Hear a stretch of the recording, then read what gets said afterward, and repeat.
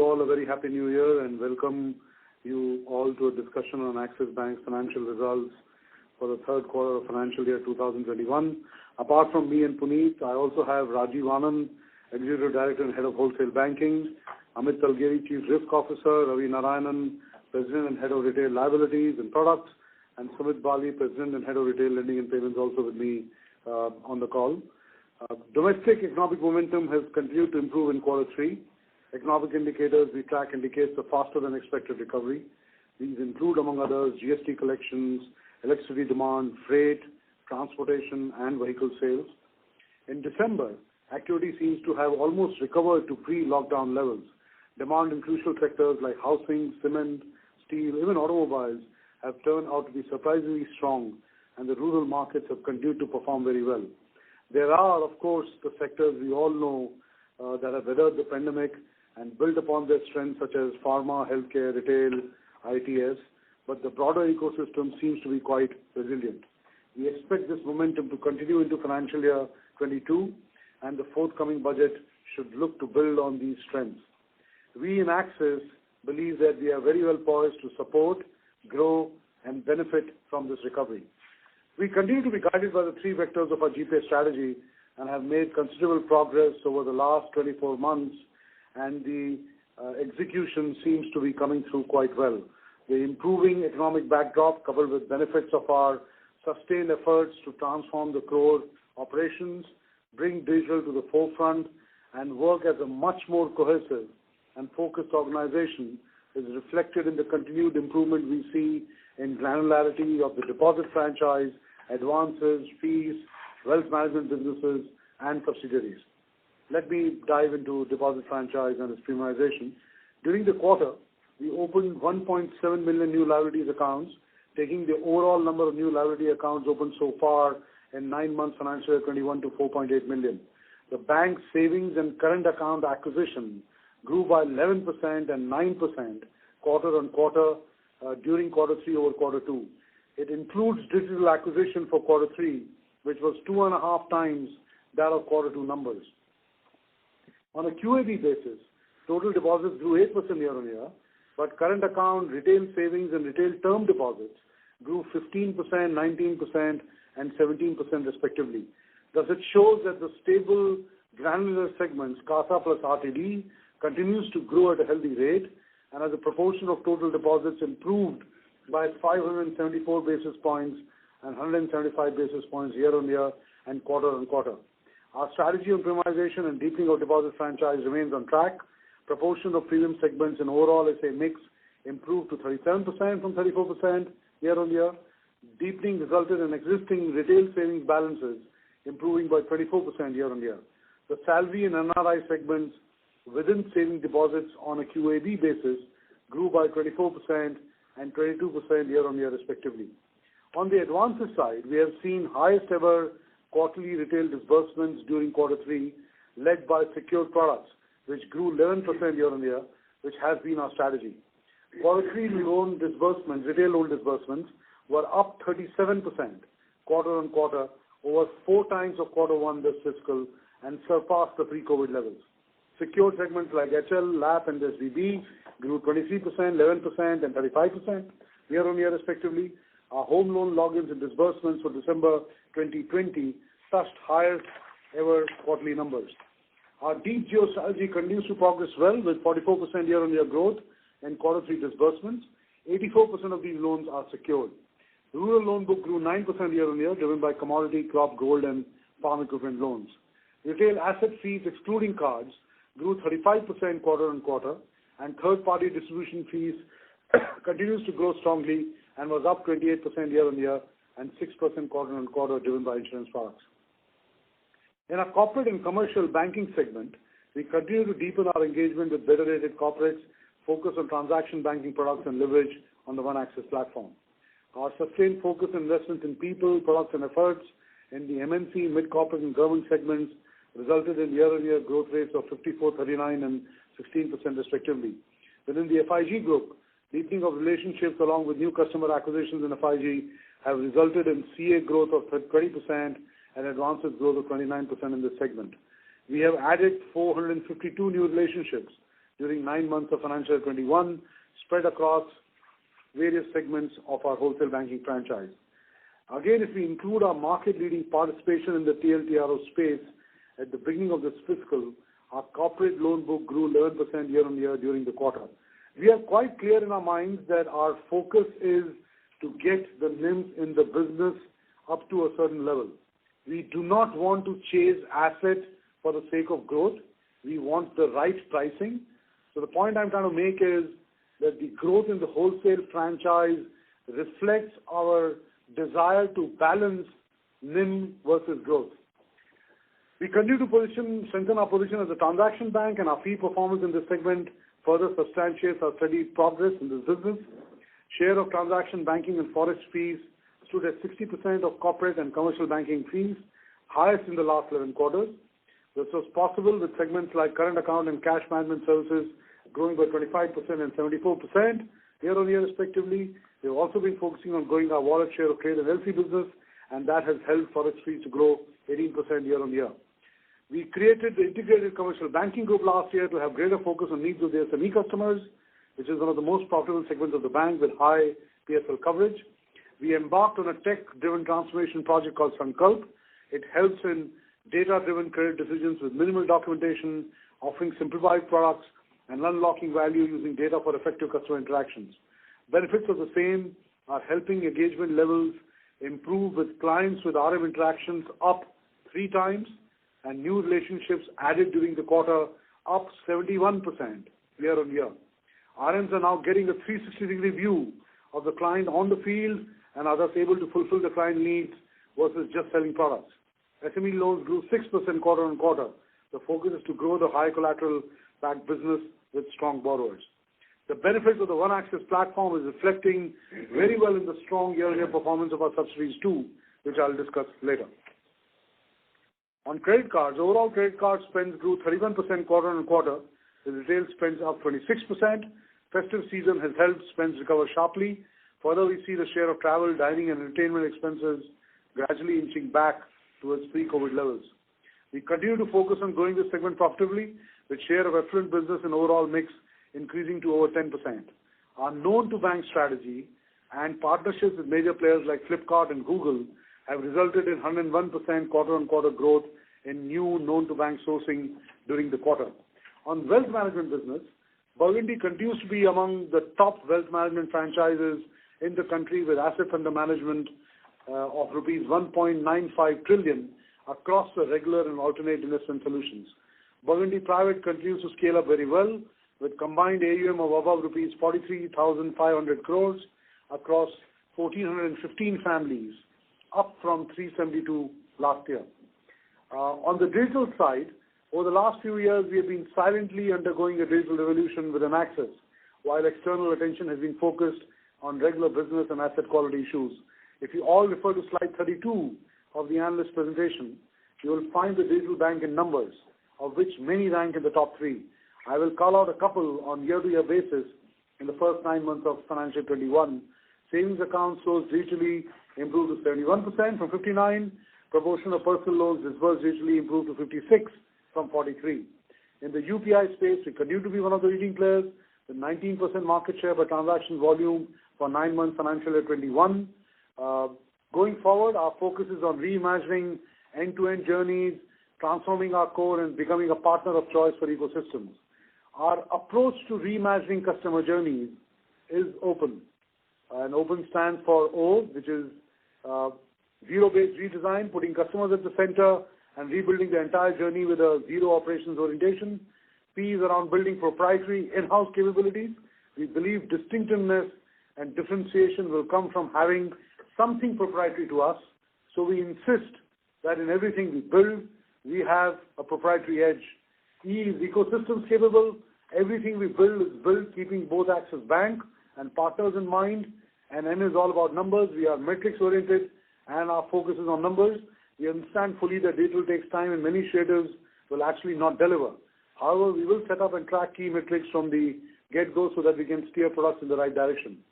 We have made good progress in delivering some digital outcomes with 17 live products, of which 12 products were launched in the current financial year so far. Many products are in the final stages of testing and will come live in the coming months. The performance on the retail front remains encouraging. On liability accounts, we see a significant improvement on customer metrics. Time to open an account is down 75%, customer satisfaction is up 31%, documentation is down to 0. The FreeCharge platform continues to focus on payments, but also has started introducing financial services products focused towards the millennials and small and medium businesses. We are offering fixed deposits, credit cards on the FreeCharge platform, which acts as a digital customer acquisition engine, and the plan is to keep introducing new products and offerings through this platform. On asset quality and conservatism, we have consistently adhered to our prudent and conservative approach when it comes to provisioning norms, accounting policies, and rating downgrades. Similarly, in this quarter too, we have made provisions on 90-plus DBT accounts not classified as NPA due to Supreme Court judgment at rates that would have applied in the normal course for such portfolios.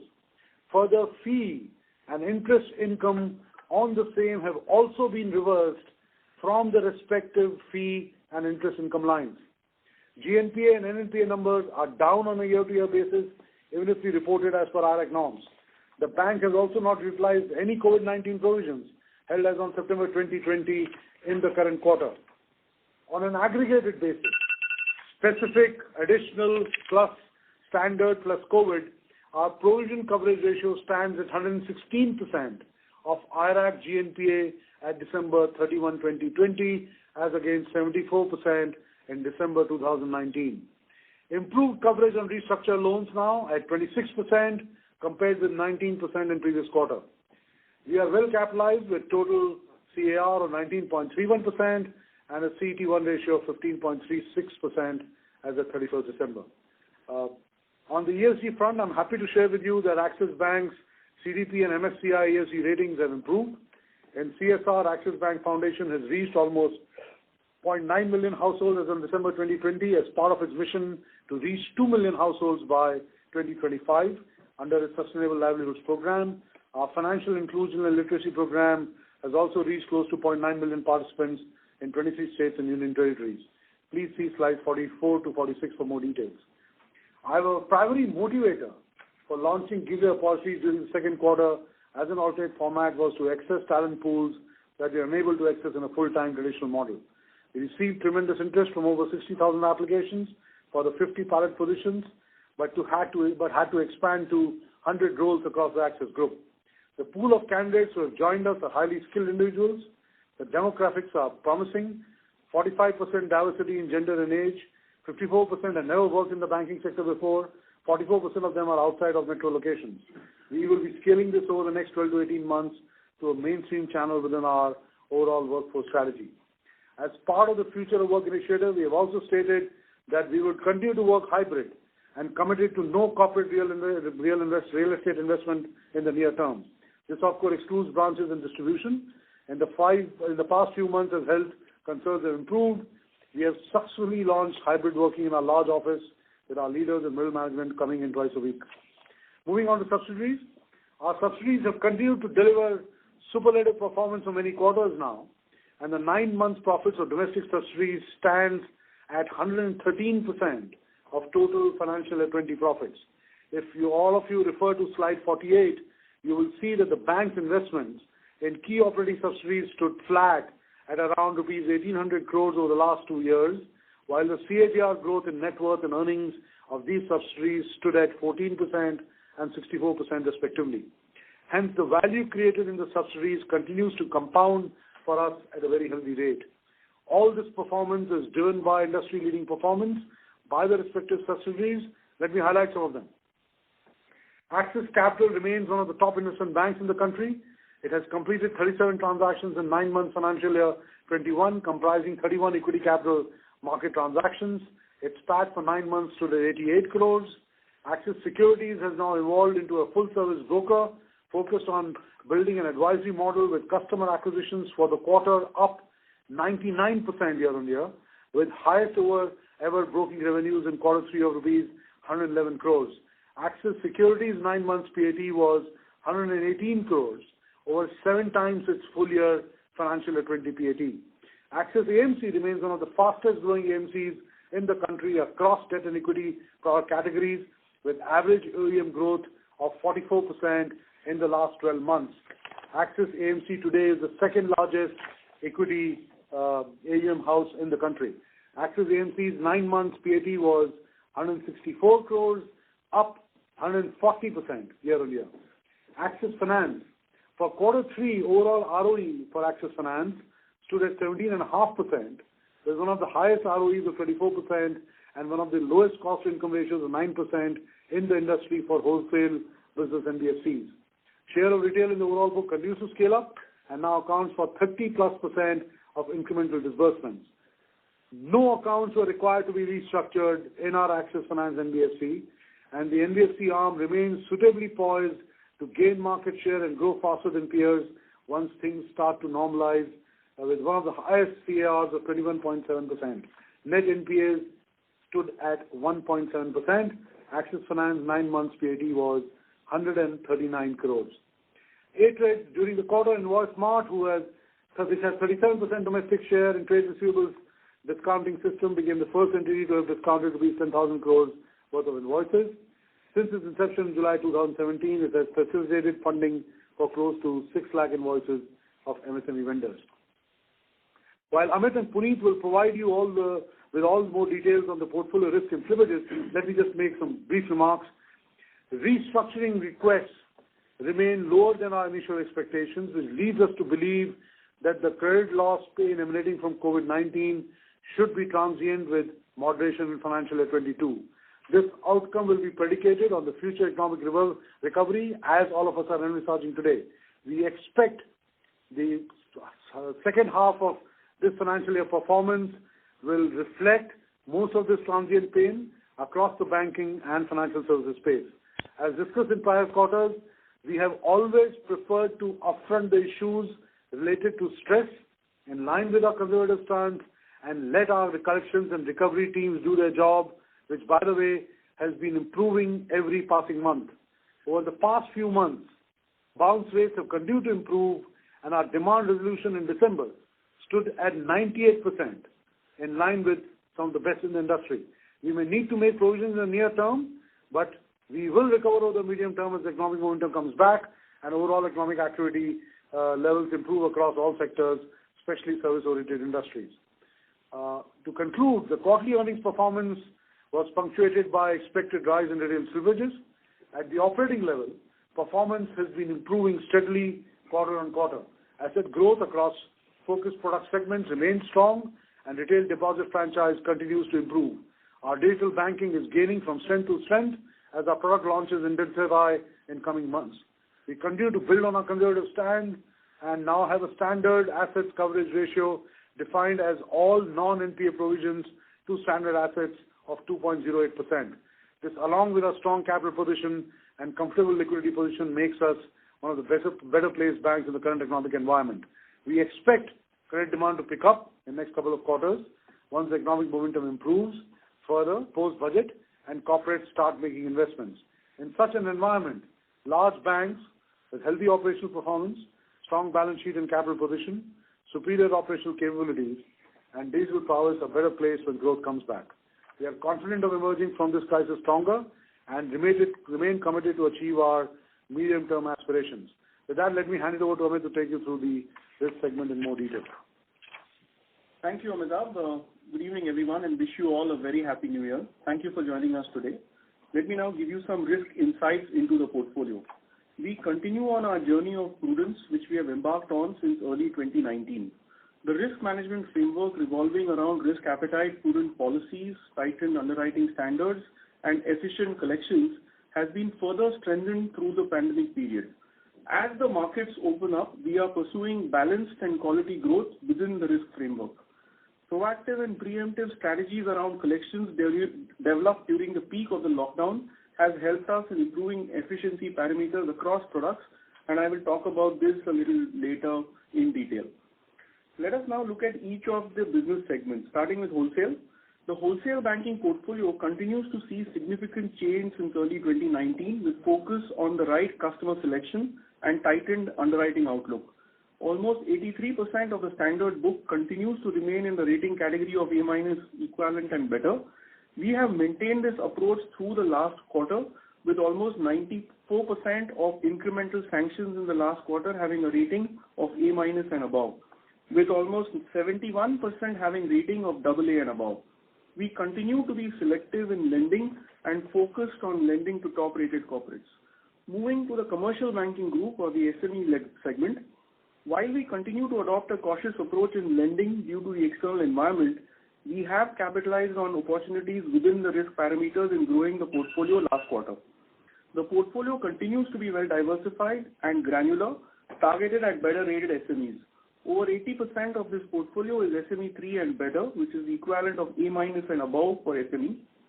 We see a similar rating mix reflected in the incremental sanctions, which had over 84% new borrowers in SME 3 and above in the last quarter. The portfolio is spread over 35 broad sectors and geographically well diversified in over 120 locations with the average ticket size of 3.5 crores. As Amitabh mentioned, we have built a new lending platform called Sankalp for CBG, which effectively combines multiple phases in credit processing digitally under one umbrella, ensuring quicker turnaround times and simplification at the front end. Let me now give you some color around the ECLGS funding that we've done. Under the government ECLGS program, we have sanctioned funding to over 25,000 customers with a sanction value of 10,583 crores and disbursements of 8,875 crores to SMEs, individuals and small business owners. This is broken up into two parts. Under ECLGS 1, we have disbursed 8,289 crores and under ECLGS 2, we have disbursed 586 crores. The funding under this scheme has been provided selectively based on the eligibility under the scheme, due diligence and approval criteria of the bank. The scheme, as you would probably know, is valid till March 31 and borrowers can still avail of this facility. Let me now move to retail. Amitabh mentioned the pivot to secure retail in new acquisitions with over 83% of incremental retail sourcing coming from secured products, primarily mortgages in the last quarter and so far this year. The scoring models and policies have been recalibrated to incorporate variables like moratorium, payment behavior during the last 9 months and bureau performance. Most of the new acquisitions during the quarter are in mortgages to credit-tested customers with average LTVs being around 58%. We continue to remain cautious in the unsecured segments and sourcing is largely restricted to existing bank customers based on tightened risk framework. At a portfolio level, 81% of the portfolio continues to be secured, consisting of mortgages, the Wheels portfolio and rural lending. Our retail unsecured portfolio is around 10% of the bank's portfolio and 19% of the retail portfolio. And just to reiterate, unsecured portfolio here is targeted at salaried, credit-tested and existing customers of the bank, with salaried and existing customers contributing over 80%, which historically have seen lower default rates. We are also actively leveraging analytics to capitalize on our strategic partnerships, which provide good risk insights for new acquisitions, especially in unsecured. Let's now turn our focus to collections, restructuring and stress test outcomes. We have followed a 4-pronged strategy around a focused approach to managing the portfolio. 1, early identification and rectification of the problem and recognition. Structured and analytics-based targeted collections. 3, selective approach to ECLGS and restructuring. And 4, finally, making prudent provisions based on slippage. We had mentioned during our earlier calls that as part of the collection strategy, the team has adopted several strategies including contactless and digital options, along with advanced analytical and risk segmentations to prioritize collections and effectively reach out to the delinquent customers. Our resolution rates in December across products and buckets have improved significantly from September levels and are at par with pre-COVID levels. In fact, in some of the segments, collection efficiencies are trending better than pre-COVID levels. To provide you a sense of our efficiencies, the demand resolution across retail segment, which broadly defined as current month resolution versus current month demand, is currently at 98% in December. This was 94% in September and around 97% in pre-COVID. As mentioned earlier, we had significantly beefed up our collections infrastructure by adding more agents and staff, over 10,000 strong now, to handle the incremental volumes, and this is paying off now with demand resolution back to pre-COVID levels. While bounce rates still remain at slightly higher than pre-COVID levels as customers adapt to post-moratorium payment habits, improving demand resolution and collections efficiency provides a clear indication of reduced slippages going forward. Collections have doubled from customers who have crossed 90 days in our books but not classified as an NPA due to the Supreme Court directives, and we see this improvement from December to September. Similarly, recoveries from written-off accounts have increased by 70% when we compare December to pre-COVID levels. If we now look at restructuring, restructuring was offered in line with the regulatory guidelines under the resolution framework for COVID-19 related stress and a board-approved policy to borrowers impacted by the pandemic. In line with our commentary in the previous quarters, the bank has been judicious and selective around restructuring loans. The restructured loans at December 31, 2020 stands at 2,709 crores, which is 0.42% of the gross customer assets. We are not granting fresh COVID-19 related restructuring approvals, and hence our overall restructuring at a bank level under the COVID-19 resolution framework will not exceed 0.42% of our gross customer assets as mentioned above. So based on this assessment, would like to give you a quick update on the stress testing we've done on the various portfolios. As most of you are aware, we did a stress test exercise at the start of the pandemic with periodic refresh based on the evolving situation. Just to recap, scenarios were built considering various factors like spread of the infection, time to peak infection, lockdown duration, policy action, and time to economic normalcy. The model was subjected to an external review for design comprehensiveness and sustainability and further enhanced based on additional insights like moratorium, restructuring, and collections efficiency. The results of the updated stress tests have been encouraging, and we have seen an overall reduction in stress estimates for slippages for the year in the range of 45 to 50% from our original April estimates. So in summary, we have chosen to identify the stress early in the portfolio, used ECLGS and restructuring very selectively, and hence recognized the slippages this quarter with lower residual impact in Q4. Efforts around collection strategy are paying off with better efficiencies and demand resolution and recoveries back to pre-COVID levels. The stress models and scenarios indicate a significant overall reduction in stress slippage estimates to previous quarter. We continue to monitor the portfolio closely based on the changing environment. With that, I now hand over to Puneet for the financials update. Thank you. Thank you, Amit. Good evening, ladies and gentlemen. Thank you for joining us this evening. I will discuss the salient features of the financial performance of the bank for Q3FY21, focusing on our operating performance, capital and liquidity position, growth of our deposit and loan franchise, journey of becoming a more prudent and conservative franchise, and more specifically, asset quality, restructuring, and provisioning. Before we get into the detailed commentary on the financial results for the quarter, it is important for me to clarify that the financial results of the bank for the quarter, insofar as the profit and loss line items are concerned, have been prepared in accordance with the extant IRAC norms. While determining the impact on income recognition and provisioning, we have considered asset classification at a borrower level and not simply at a facility level for loans that cross 90 DPD. This means that the interest reversals per IRAC norms, including on assets not classified as NPA as per the Supreme Court judgment, have been reduced from the interest income line. Fee reversals per IRAC norms, including on assets not classified as NPA per Supreme Court judgment, have been reduced from the fee income line. Provisions on loans, including on assets not classified as NPA per Supreme Court judgment, have been made at rates as per bank's internal policy, which is equal to or higher than RBI stipulations, and are recorded on the provisions line. The bank has not used any overlay whatsoever in determination of the income recognition and provisioning for the quarter. The Supreme Court dispensation on asset classification has been used for financial reporting only for the limited extent of reported GNPA and NNPA. We have also discussed the GNPA and NNPA ratio per IRAC norms as part of our commentary and investor presentation. In addition to the above, we continue to strengthen our balance sheet and our prudence journey continues. The reported profits for the quarter are adversely impacted to the extent of rupees 1,400 crores on account of prudent choices exercised during the quarter across expense and provision lines. Please note that these provisions are over and above what we needed to do as per IRAC norms. Further, this includes the impact of changes in accounting policies implemented in Q1 FY21.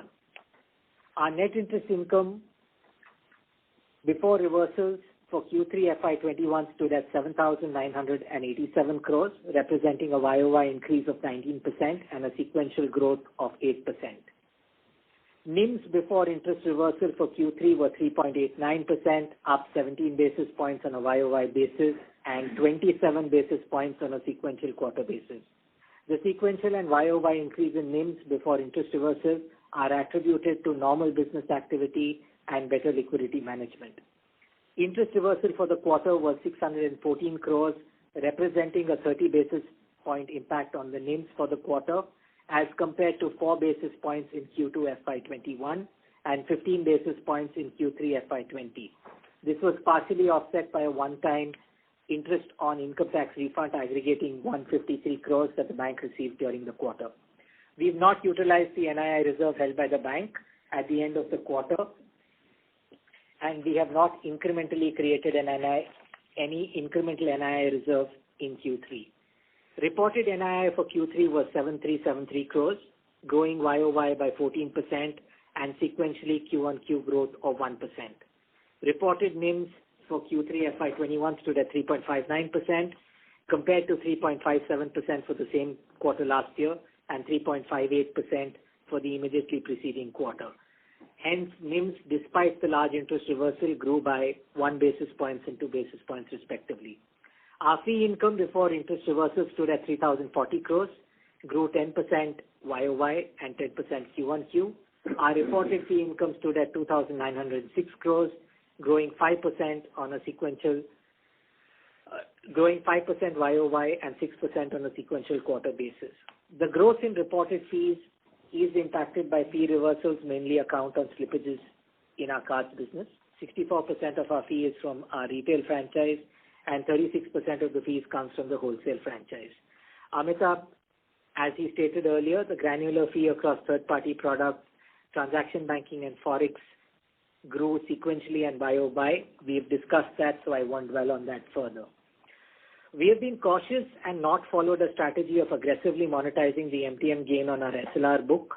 Trading income stood at 367 crores, representing a YOY decline by 29% and a 52% Q1Q decline. The decline in trading profits on a YOY basis is attributed mainly to a one-off sale of strategic investments aggregating 237 crores in the same quarter last year. There is no similar item in the current quarter. Other income stood at 503 crores, growing 1.1% YOY, an increase of 76% on a sequential quarter basis. Collection efforts of the bank are showing early results. Recoveries from the written-off pool for the quarter increasing 17% on a YOY basis. Collections on retail assets written-off pool improved 72% on a YOY basis, and this gives us some comfort that recoveries could hold up even on fresh slippages, though with a lag. For the 9 months of the current financial year, operating expenses stood at 13,017 crores, growing 5% on a YOY basis. Operating expenses to average assets stood at 1.96% as compared to 2.07% as of December 19. Sequentially, the cost to average assets ratio declined by 1 bip and on a year-on-year basis by 11 basis points. For the 9 months of the current financial year, cost income stood at 41%, flat on a YOY basis. Operating expenses stood at 5,053 crores for the quarter, representing a YOY growth of 12%. On a sequential quarter basis, the costs increased 19%. The increase in the costs are attributable to the following. Staff costs. Our staff costs, our headcount as of 31st December 2020 stood at 77,015 an increase of 6,425 from the number as of 31st December 2019 and 804 from September 30th, 2020. The key reasons for the growth in the staff cost is we decided to roll out increments for our employees effective October 1, 2020. This increment was not reflected in the previous quarter. Further, we have accrued on an estimated basis the liability that would arise on notification of the rules pursuant to the Social Security Code. This impacts our overall cost income adversely by 131 basis points and cost to assets ratio adversely by 1 basis point and contributes to 3% increase in costs on a YOY and Q1Q basis. Please note that this accrual of expense was not mandated and has been done purely from a prudence perspective. The non-staff costs increase on a YOY basis by 8% and on a sequential basis by 20%. The increase in non-staff cost is attributable to normalization of business volumes. We've earlier discussed this when Amitabh and Amit spoke about disbursement growth, leading to higher sourcing costs, promotion expenses, collection expenses for the quarter, and our continued investment in technology. Our operating profit for Q3 FY21 was 6096 crores, representing a YOY growth of 6%. The core operating profit was 5054 crores, growing by 10%. The provisions and contingencies for the quarter were 4604 crores, growing 33%, YOY flat Q1Q. Important to note, of this, 1,264 crores are purely driven by the bank's prudent practices. This constitutes 27% of the provisions made in the quarter. Further, the bank has provided all loans that would have been NPA as per IRAC norms per the extant NPA provisioning policy. The bank has not utilized any COVID-19 provisions held at September in the current quarter. The reported credit cost for the quarter ended 31st December is 65 basis points as compared to 2% for the same quarter last year. This represents a decline of 135 basis points.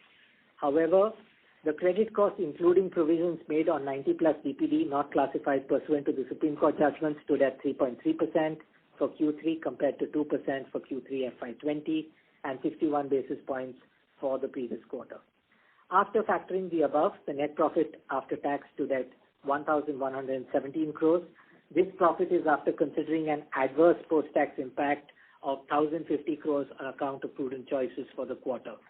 The strength of the balance sheet is reflected through the cumulative non-NPA provisions of 11,856 crores as compared to 4,200 crores at December 19. The key components of the non-NPA provisions are COVID-19 provisions of 5,012 crores and restructuring, weak assets and other provisions of 6,844 crores. The standard asset cover stands at 2.08% as compared to 0.78% a year ago, an improvement of 130 basis points YOY.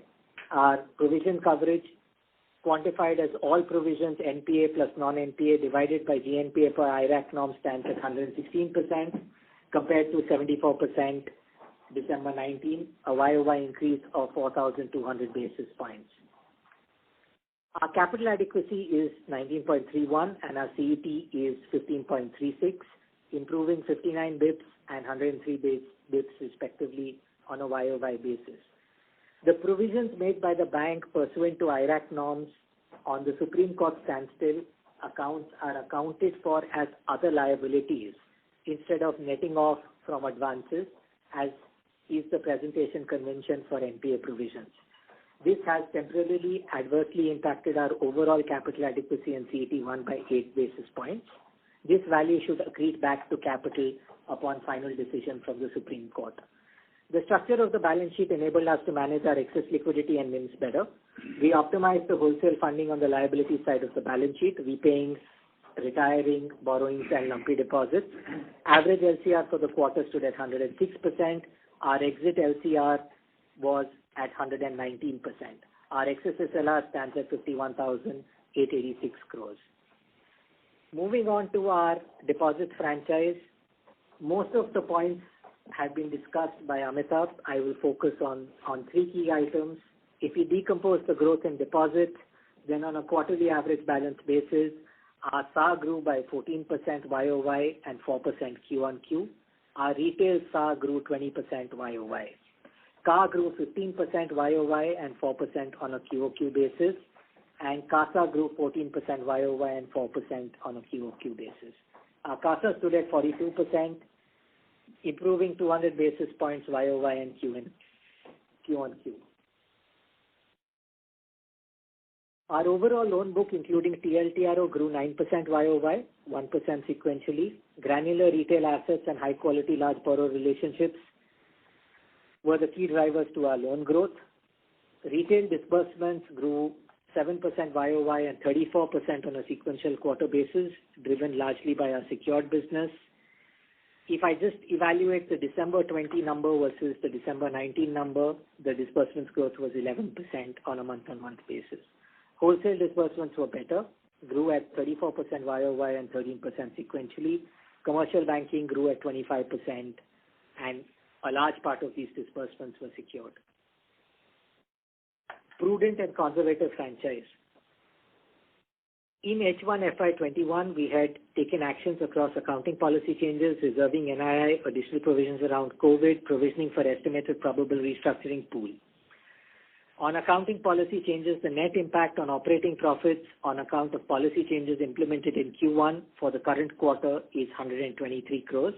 This impacts comparability to same quarter last year. NII reserves have not been utilized, and we have not created an NII reserve in the current quarter. COVID provisioning, we have not utilized COVID-19 provision. We continue to hold the 5,012 crores, despite the improvement in the stress models Amit spoke about. Probable restructuring was significantly lower than our estimates, and provisioning coverage on the said loans has improved. On 31st December, we carry a provision of 631 crores against a regulatory minimum of 40 crores on accounts restructured, translating to a cover of 26% of restructured loans. More importantly, 100% of unsecured loans that have been restructured have been provided for. Asset quality trends. At 31st December, our reported GNPA and NNPA were 3.44 and 0.74% as compared to 5 and 2.09. Absent the standstill to asset classification post 31st August 2020, pursuant to the Supreme Court judgment, if the bank was required to report GNPA as per RBI's extant IRAC norms, the GNPA would have been 4.55 and the net NPA would be 1.19%. Even with this addition, this reflects a decline of 45 basis points and 90 basis points on a YOY basis. The bank's reported provision cover is 79%. The IRAC provision cover is 75% compared to the 60% last quarter. Every segment of the bank has improved provision coverage on a YOY basis. We have not sold any NPAs to ARCs in the current quarter. Reported slippages for the quarter are not reflective of a normalized quarter. The reported gross and net slippages picture during the quarter has two compensating effects: moratorium coming to an end resulting in asset aging-based slippage offset by Supreme Court standstill. We've adjusted the Supreme Court standstill impact by reporting numbers pursuant to IRAC. Gross slippages during the quarter per IRAC was 6,736 crores. The slippages composition was the wholesale business was 10%, CBG was 6%, and retail was 84%. The net slippages without availing benefit of standstill was 5,831 crores.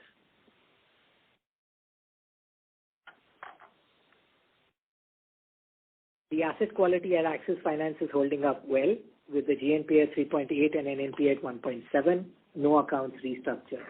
As we have indicated, the impact of COVID slippages would be visible in Q3 and Q4. Based on collection trends and macro data visible to us today, when compared on an IRAC basis, we believe Q4 FY21 will be better than Q3 FY21 on the slippage front. Restructuring. The overall restructuring is 0.42% of gross customer assets of the bank compared to 1.7% that we had estimated last quarter. In value terms, 2,709 crores have been restructured compared to our estimate of 11,000 crores for all fund-based loans. Implemented as at the end of the quarter is 396 crores, which is 15% of the approved restructuring. The linked non-fund-based exposure on which there has been no change in original terms stands at 869 crores.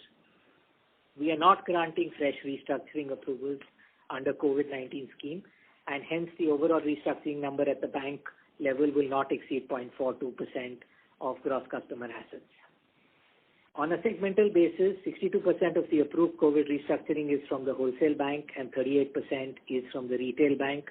It is pertinent to read slippages and restructuring cumulatively because different banks would have adopted different approaches to both these items. We have a slide in our investor deck which sets out the segmental composition of slippages of restructuring on a loan book basis. We would request you to look at that slide for further details.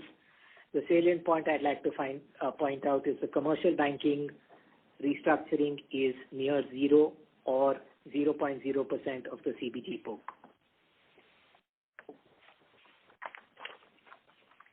The fund-based BB and below book as a percentage of gross customer assets stands at 1.37%, down from 1.42% as of 30th September. The BB book has declined across all three categories, fund-based, non-fund-based, and investments. The decline is 396 crores on fund-based, 132 crores on non-fund-based, and 188 crores on investments. In the current economic environment, the bank has not upgraded any borrower who was downgraded into the BB pool based on expected probable restructuring. Technically, we could have updated. These borrowers have not availed restructuring, aggregating to 408 crores, and these could have been upgraded, but we continue to hold them in the BB pool. During the quarter, we've collected 1,130 crores from the BB and below pool and upgraded 612 crores from the BB and below book. Slippages from the BB and below book per IRAC norms to NPA for the quarter were 819 crores compared to 3,345 crores for the same period last year. Downgrades into the BB and below book for the quarter aggregated 1,844 crores as compared to 3,243 crores in the same quarter last year. In the current quarter, the fund-based downgrades were 1,543 crores, non-fund-based were 113, and investments were 189 crores. Important to note, after the downgrades in the current quarter, the average ticket size of fund-based loans across BBB plus, BBB and BBB minus is 50 crores with no individual fund-based exposure that is 4-digit crores. We request you to look at slide 40 of our investor presentation for greater details on net NPA. To conclude, the overall stress in our book comprises our net NPA, BB and below, and restructured loans not included in BB and below.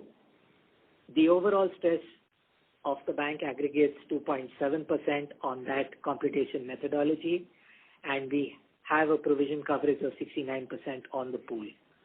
Hence, net of provisions, the overall stress book stands at 0.9% of net customer assets, declining from 2.3% for the same period last year.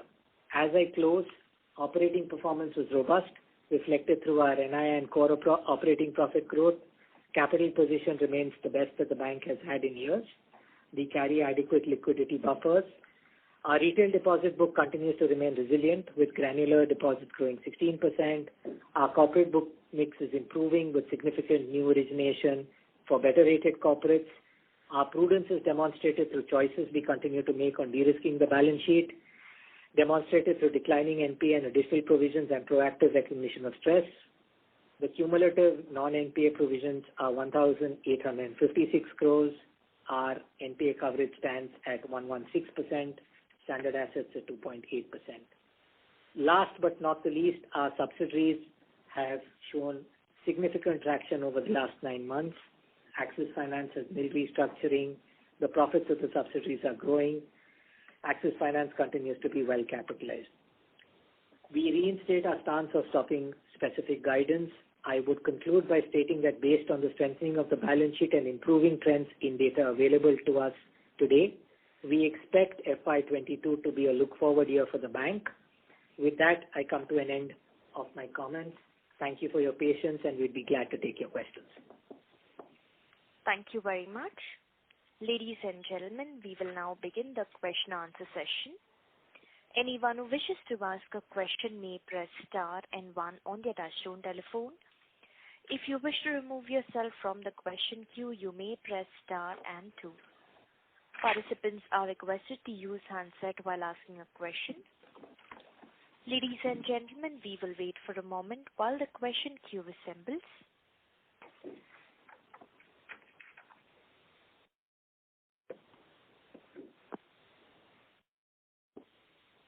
The first question is from the line of Maruk Adjania from Elara Securities. Please go ahead. Yeah, hi. My first question is on outlook. You mentioned that fourth quarter will see lower slippages. You also have standard asset provisions of over 2%.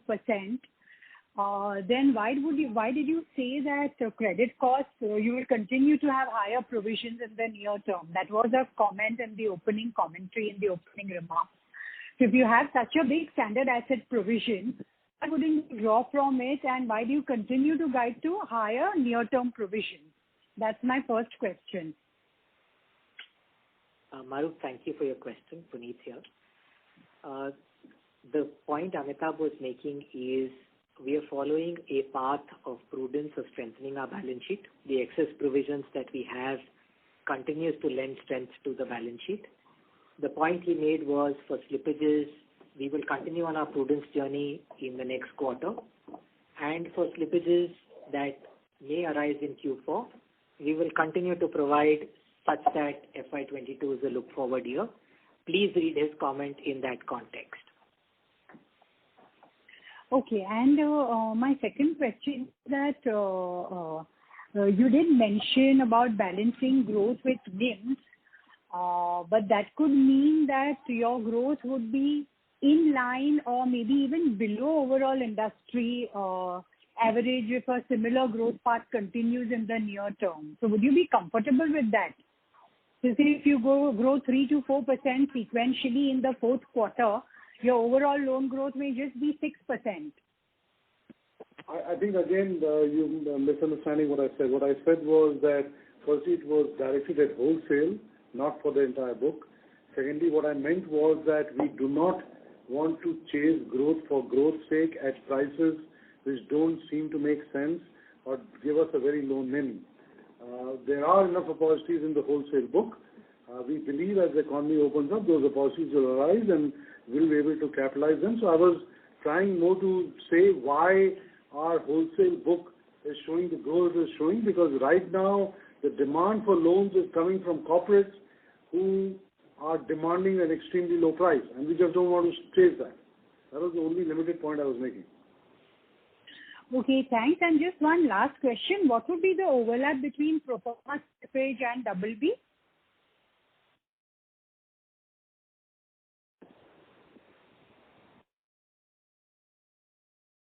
Sorry, Maruk, could you give me that question again, please? What is the overlap between pro forma slippage and BB? So the slippages from the BB pool in the current quarter was 819 crores. So if I look at the pro forma slippage of 6,700 crores, 819 crores would have come from the BB pool. Okay, thanks a lot. Thank you. Before we take the next question, a reminder to the participants, if you wish to ask a question, please press star then 1 on your touchtone telephone. The next question is from the line of Adarsh Parasparia from CLSA. Please go ahead. Hello. Yeah. Hi, Amitabh. Congrats on great set of numbers. I had the question on how do you look at the risk on these three parts, right? Because retail, as you mentioned, there is recognition in this quarter and some more in the next quarter. does one say that majority of the COVID gets recognized by fourth quarter?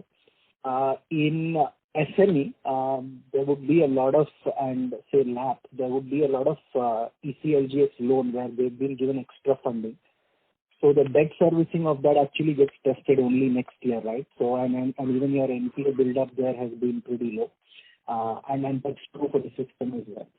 And for large corporates, surprisingly, things have held up pretty well. So are there any risk there, right? So if you can just talk about what kind of recognition, say by the end of FY21, like would we be left with, say, only credit testing for the SME book going forward, or how do you look at it? Let me try to answer them. I'll ask my colleagues to, obviously add to it. As we do want to say that we expect the fourth quarter provisions, and as Puneet just clarified that we'll continue to provide for slippages and maintain the excess provisions we have. We do expect the slippages to come down in the fourth quarter based on whatever we can see today. As far as ECLGS is concerned, we have, I think, stated it a couple of times that we have given ECLGS loans selectively. We've been quite careful. We have adopted a stand that we will give it to only those borrowers, maybe they might be corporate or individuals, where we believe that they can survive and sustain the loans and actually come out of it. We do not want, and we have not given these loans to people where we believe that we are kicking the can down the road to some extent. So if you look at the amount of ECLGS loans we have given in comparison to some of our friendly competitor banks, it is low, and it is lower, comparatively quite low in comparison to some of the others. So our strategy there has been slightly different. We have also said in our, I think Puneet said in his remarks, that we expect next year to be a look-forward year. So that frankly means that we expect all the COVID-related issues to be provided for at a level of conservatism where we don't have to look back and end up making some provisions at in the next financial year. So we are hoping if the economy revives, that's the case, and that's why we are making that statement. We are being very cautious when we make that statement, but we do hope that's exactly what will happen. Puneet, anything you want to add? I think that's absolutely fair. Just to give you a sense, if you heard what Amit said in his presentation, that the demand resolution was 94% in September. Essentially, if 100 rupee was due, 6 rupee went forward. That number in December is 98, so only 2 rupee going forward. So it gives you a sense directionally where we are headed for the. And recovery continues to be on the upswing, so both numbers are favorably indicating that how we are. Recoveries in this quarter were even higher than what we were seeing in the pre-COVID levels. So from that perspective, the numbers which we are seeing and numbers which our teams are showing appear to be based on whatever data is available to be best in class. Got it. Just to follow up on this, when you say look forward to year, I understand you're broadly saying that things should normalize as the economy picks up. Just wanted to understand, given how much conservatism we've built in the provision, ideally, what's the risk that you are seeing to this, right? Like, because the portfolio on corporate has changed drastically. Retail, we are cleaning up in the first, in these quarters. So what's the risk to a normalization, right? Why still very conservative on still not able to guide to say, yes, we should be normalizing to 110 basis points next year? So Adarsh, let me try and answer that question, and then I'll request my colleagues to supplement. So I think the approach we are following is two parallel paths. There is a path of strengthening the balance sheet consistently and sustainably, and the additional provisions that we are creating is to consistently and sustainably strengthen our balance sheet. Insofar as new slippages are concerned, we will continue to provide for them. We expect slippages to be lower, which is what we are saying in Q4 compared to Q3. We expect FY22 to be a look-forward year, but if your question specifically is around will we guide a specific credit cost at the moment, that's not what we are doing, but we've qualitatively told you what we see our book looking like and where we head to. The last point I would like to leave with you for consideration is please don't equate prudence and conservatism with a implied impact on asset quality on my book. They are two parallel journeys that the bank is on. We will continue to remain prudent. That is not a reflection of my asset quality. Perfect. Thanks, Puneet. The last sentence was helpful, and thank you, Amita. Thank you. The next question is from the line of Abhijit Sikari from Kotak Securities. Please go ahead. Hello? Yes, we can hear you. We can hear you. Hey, hi. Sorry.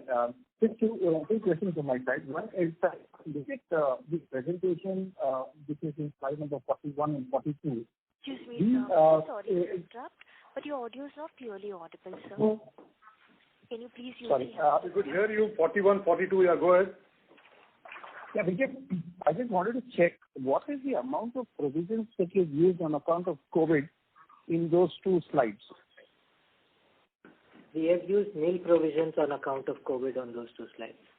So we've not used any COVID provision in the current quarter. Now, when you have declared these pro forma slippages, there is an increase in the total provision sitting in the. I'm just trying to understand, have you used any part of the 11,000 crores in this? The answer to the question is no, we have not used any of our COVID-19 provisions. The level of COVID-19 provisions in the previous quarter stand equal to that as of 31st December. No utilization. Even in the pro forma numbers? Even in the pro forma numbers. And I'd just like to clarify, my pro forma numbers are my actual numbers. So insofar as my P&L is concerned, the provision that you see on slide 41 pursuant to IRAC has been routed through my P&L for all practical purposes. So 4,604 crores is gone through my books as we stand. Okay. So second question, this is to Sumit. Just trying to understand the slippages that you reported this quarter on the retail. You indicated about 85% coming in from retail this quarter. If you could just give us some color, where is it coming from and how comfortable are you on the recovery front on this book? So I just give you an indication. So see, moratorium got over in September. So since September, the flow through on the unsecured side, as expected, has happened. On the secured side, I think both is well within what we had guided. So is also actually on the unsecured side. And as I said earlier, I think given the kind of uptick in collection efficiency and resolution we are seeing, we do certainly see that things in Q4 will be far better. Amit, would you like to add anything?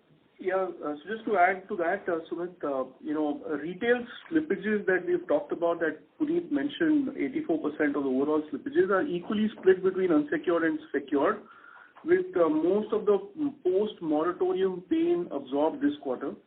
The other thing which I think Puneet also mentioned, and 100% provisions have been made on the unsecured slippages as per the rule-based policy that we have. Last point on this one is that in secured products like mortgages where we've seen slippages, the inability to enforce legal action, especially around effective tools like SARFAESI, for example, due to the Supreme Court directive over non-classification of the NPA, has had an impact on recovery. The good part there is that the average LTVs for that secured mortgage book is around 60%, so which provides us a strong comfort around the fact that recoveries, once things normalize, will get us back on track. And the last part, I think you mentioned about recoveries. Yes, the recoveries from the written off accounts have actually increased by 70% if I were to compare December to pre-COVID levels, and that's really what gives us comfort around the retail book. Perfect. Thanks. Just one clarification. The moratorium ratio that you have reported last quarter, and the number that you give it to RBI, is there a difference out there? Thanks. That would be all.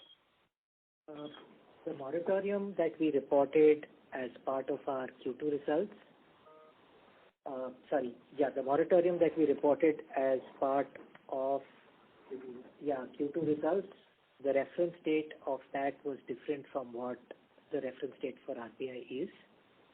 And effectively, we had clarified that on the last call as we stand. In any case, in our view, moratorium is not relevant since we are proactively recognizing any stress that we are seeing today.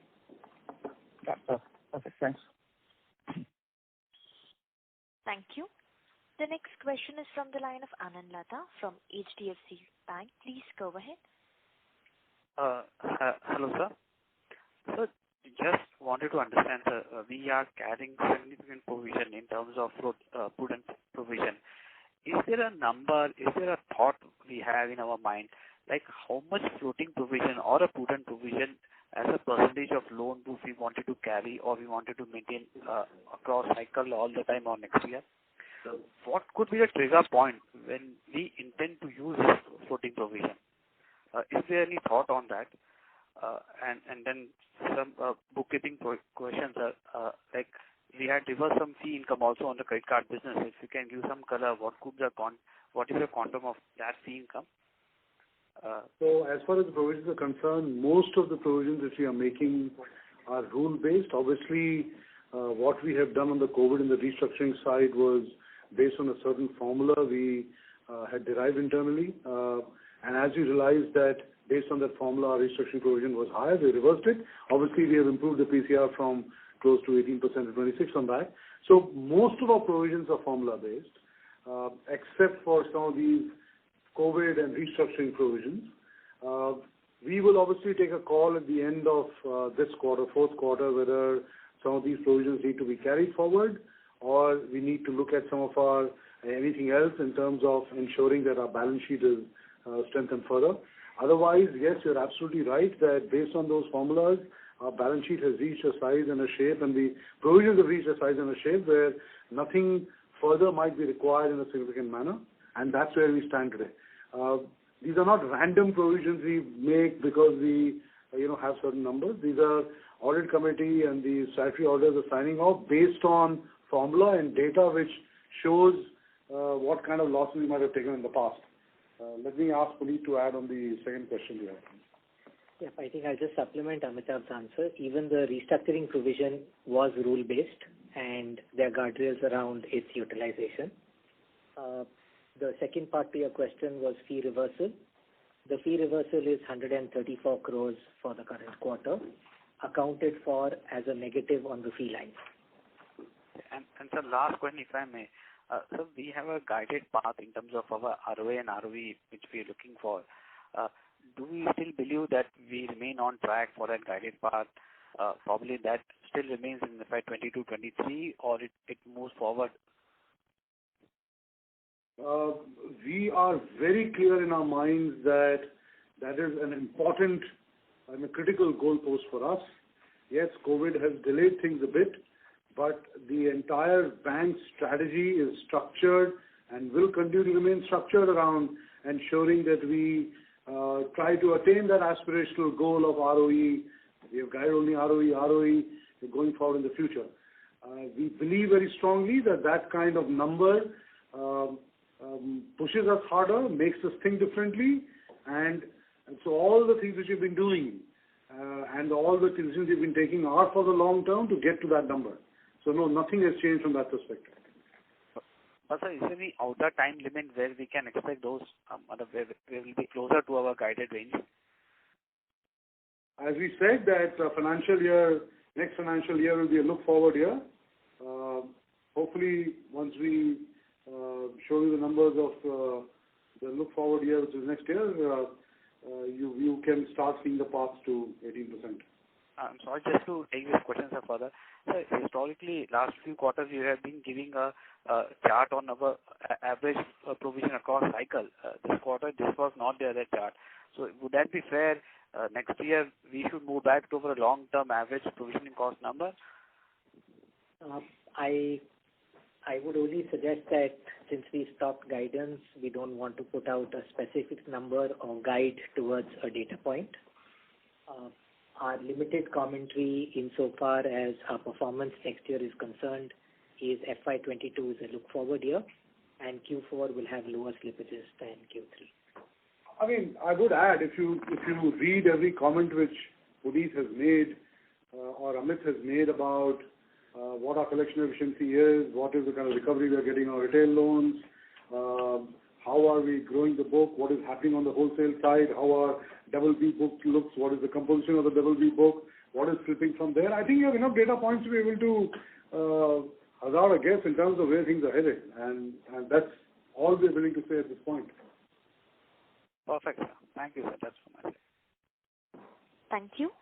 Before we take the next question, a reminder to the participants, if you wish to ask a question, you may press star and 1, requesting participants to please limit your question to 2 per participant only. The next question is from the line of Kunal Shah from ICICI Securities. Please go ahead. Yeah. So again, to touch upon on the retail NPLs, so if you say like it was equally split, then on the unsecured portfolio, that seems to be reasonably higher in terms of the percentage term. So are we more or less done with that? And what was this entire write-off towards? This quarter we had done a significant write-off equivalent to almost like 70 odd basis points. And if you look at this segment-wise, it is suggesting more towards the corporate rather than the retail. So if you can just say as to what that write-off was towards. And lastly, in terms of the provisioning, so 3,900 crores was towards the pro forma slippages. But when we look at, so another 1,000 odd crores would be specific provisioning inching up the coverage in this 4,900 odd crores. How should we read that? Thanks, Kunal, for your question. I'll answer the second and the third part of your question and then request one of my colleagues to take the first part of your question. Your first question was write-off. The policy that the bank has is we don't exercise judgment. Our write-offs are rule-based and board policy approved. And pursuant to the rules that we have adopted, this portfolio was eligible for write-off and has been written off. These are codified. There is limited to no judgment involved in our write-off stance. And you will see this happening consistently. Segments, if you can highlight. The provisions point that you have of 3,900 crores, they are for the Iraq-related recognition. The 1,000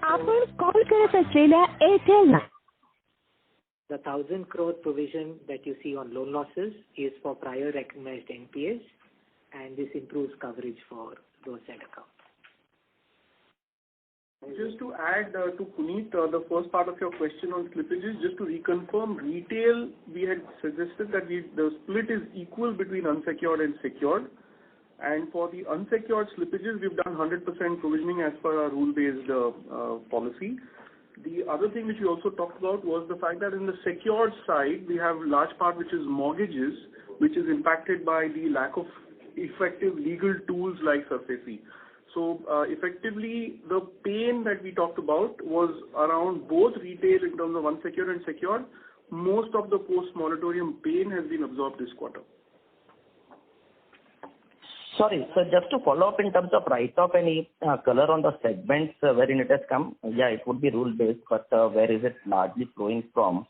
And unsecured, does it seem to be higher than your anticipation, or it was more in line? I understand it is 50% or percent of 84%, but does it seem to be like higher than the anticipated lines in this quarter, or this is what we were anticipating? So let me start with the last part of your question. So if you recollect, what we had looked at is that when we started this whole exercise around stress tests that we did, initially when we started looking at it on a quarter-on-quarter basis from April, if we look at where we stand today, we are almost around at 45 to 50% lower than our original slippage estimates. And this is across most of the product lines. So to that extent, is it anticipated as when we started off in April? I would think much better than anticipated in terms of where we stand today. Secondly, in terms of the pain, like we said, there is a residual portion which would still be there, which is in Q3 or Q4, which will probably be lower than Q4. Residual portion in Q4, which will be lower than Q3. Puneet, on the write-offs. So Kunal, the write-offs in the current quarter, basis the rule engine, is predominantly coming from the wholesale book. And I'd just like to also supplement the answer that we gave on the 3,900 crore provision under IRAC norms. Just want to restate that this, as I stated in my opening remarks, that's at a borrower level and not at a facility level. So even if there was another facility of the borrower that remains standard, we've classified that, it's counted as slippage, and we've gone ahead and provided for it. Sure. Thanks. Yeah, this is helpful. Thank you. The next question is from the line of Vishal from UBS. Please go ahead. Hey, hi everyone, and thanks for the opportunity.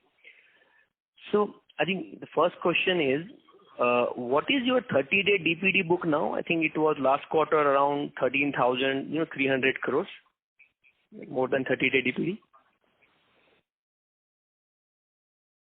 Vishal, thanks for the question. The 30 DPD is not a number that we are discussing. Hence, that's not a number that we are disclosing at the moment, please. So I think it was more than 30 day, which is what you disclosed last time. Not less than 30. I think I'm asking more than 30 day. So Vishal, the 30 DPD was disclosed in the last quarter in the context of the fact that we had just come off moratorium as at the end of August. We have, as a consistent practice, not discussed our 30 plus. That data point was provided in that specific situation. That situation does not exist as on date, and consequently, we are not providing that data or discussing that data. Okay, no worries. And on operating expense, is there any one-off or any other potential, stuff which you have done? It is gone up, but generally other banks are seeing either stable or some seeing actually decline as well. So on a quarter on quarter. So the operating expenses have a couple of items. One that is recurring but appears for the first time in the current quarter, which is the increments. But like I said earlier, there is a large expense that we've accrued for on account of potential liability under the Social Security Code, which was not required to be done, and that has been done in the current quarter. Therefore, that is out of the ordinary. If I basically net those items out, on a YOY basis, my cost would grow by 9%. So does that cost not expected now in coming quarters, or that will become part of the BAU cost? So one is, let me clarify that insofar as I know, we are probably the only bank that has currently estimated Social Security expenses. The law is gazetted, the rules are not, and we've gone ahead and made that provision. Since it is a gratuity equivalent, the catch-up happens at one point in time, and then on a go-forward basis, you keep reassessing on actuarial. So the current quarter reflects the catch-up. Okay, great. Thanks, Praveen. All the best. I have more questions. I'll come back in the queue. Thank you. Thank you. The next question is from the line of Manish Shukla from Citigroup. Please go ahead. Good evening, and thank you for the opportunity. The first question is on loan-to-deposit ratio. If you look at that number as of end of December, we are largely similar to where we were at end of March. Now, assuming credit growth improves into FY22, do you see reasons for start raising deposit rates aggressively?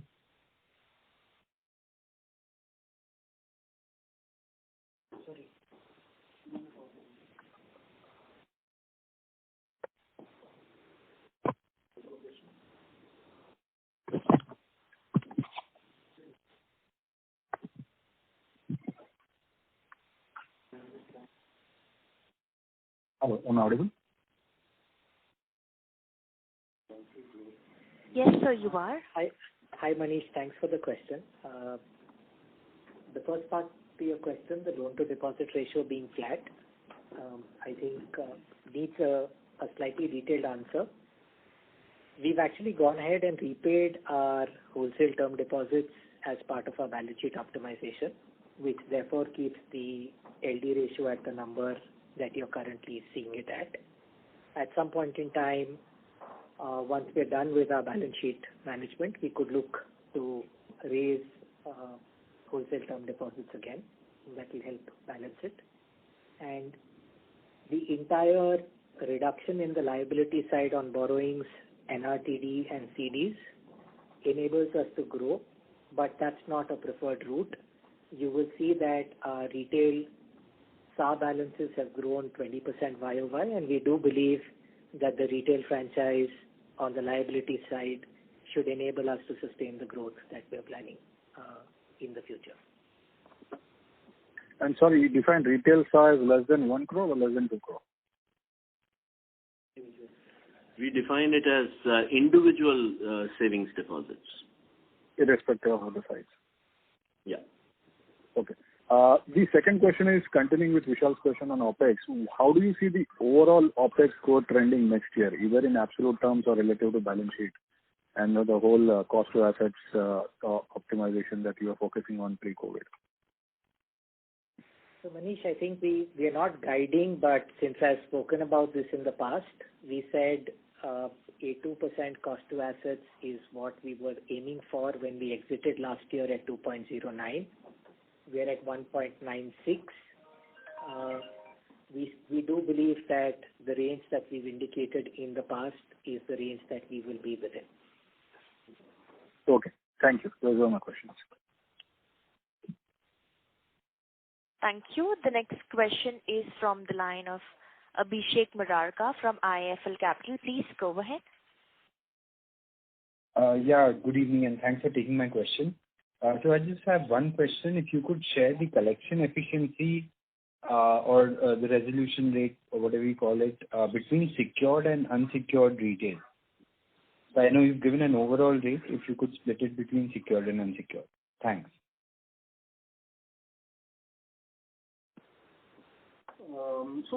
I think, we've given out our resolution rates and demand resolutions across the board, as a part of the retail commentary that we gave. We don't have a segregation which we don't disclose on secured versus unsecured. One thing which I can tell you is that the collection resolution rates that we talked about across the board are back to pre-COVID levels. And that just gives you a reflection of where we stand when we looks at, each of these resolution rates. Some of the secured products are actually higher than pre-COVID as well. And so just between secured and unsecured, would your secured in general have a lower ongoing, steady state collection efficiency than 97 or 98 that you spoke about pre-COVID? No, that doesn't imply that. Across the board in retail, we have seen demand collections, at close to 98%, and this is across, almost all the product lines. Okay. There's no differentiation on a steady state basis between different product lines. That's okay. So every passing month, obviously, we've been having a steady state increase. I think Sumit mentioned the fact that we started off with 94% in September. We've moved to 97 and then now 98 in December. And this is, equivalent to what we have seen in the pre-COVID days across most of our product lines. Right. Okay, got it. Thanks so much. Thank you. The next question is from the line of Pankaj Agarwal from Ambit Capital. Please go ahead. Hello, sir. Am I audible? Yes, sir, you are. You may please go ahead. Yes, sir. What's driving your high market share in UPI payment? And if this mode of payment is not generating any income, why are you submitting it? My apologies, Pankaj, we couldn't get that question. Could you please repeat yourself? No. So what's driving your relatively high market share in UPI payments? And second, why are you promoting this mode of payment as it's not dramatically to the company?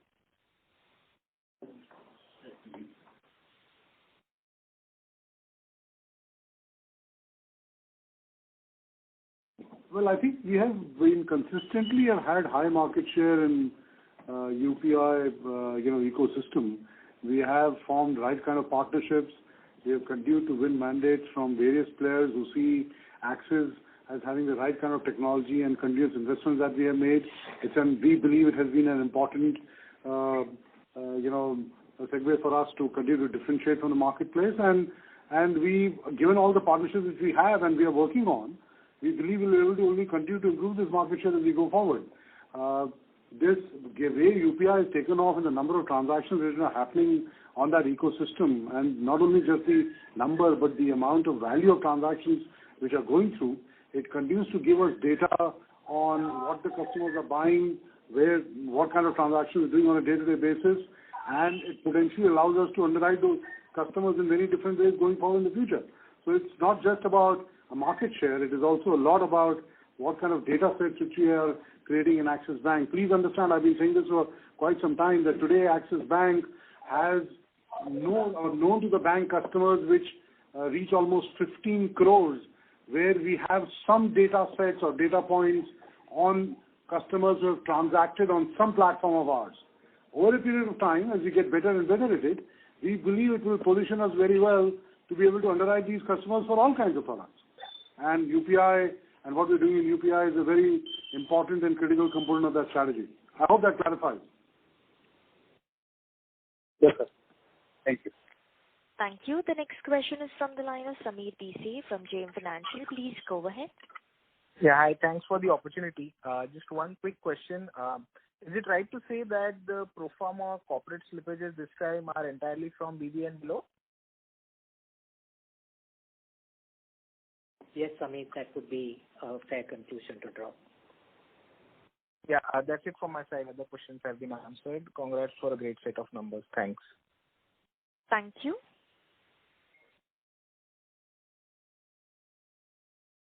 We take the last question from the line of Amit Premchandani from UTI AMC. Please go ahead. Good evening. Thanks for such a great presentation, and thanks for giving us 2 hours to actually go through it. It means a lot. I just need one clarification. The slide 41 and 42 have provision including interest capitalization. The numbers are different. One is 17,388 and another is 21,695. I just want to understand this 21,695 is against the pro forma NPL, and the 11,000 odd crore of COVID plus other contingent provision is completely separate from this 21,695? That is absolutely correct. Thank you. Another question, just the last question is, you have given a breakup of market share in credit card income, retail and non-retail. What exactly happened in non-retail that led to such a sharp decline in market share? Was it voluntary? Was it to do with some asset quality headwind that you may have encountered? So on the corporate card side, post-COVID, we have been rationalizing exposure. All the travel, entertainment itself has come down. So that's what is getting reflected in our overall numbers on the card side. Though on the retail side, our share of spends is up from February levels. We are higher than that. On corporate side, it tends to be lower, which is in line with our philosophy. But does it mean that generally you had a disproportionate share of corporate in credit card as compared to the industry, and it is normalizing now? No, that's not a correct conclusion. So we had a similar mix, and now it has even come down further. Okay, thank you. That's it from me. Thank you. Well, ladies and gentlemen, that was the last question for today. I would now like to hand the conference over to Mr. Puneet Sharma for closing comments. Thank you, Janice, for helping us run this call. Thank you, ladies and gentlemen, for taking the time to speak with us this evening and better understand our results.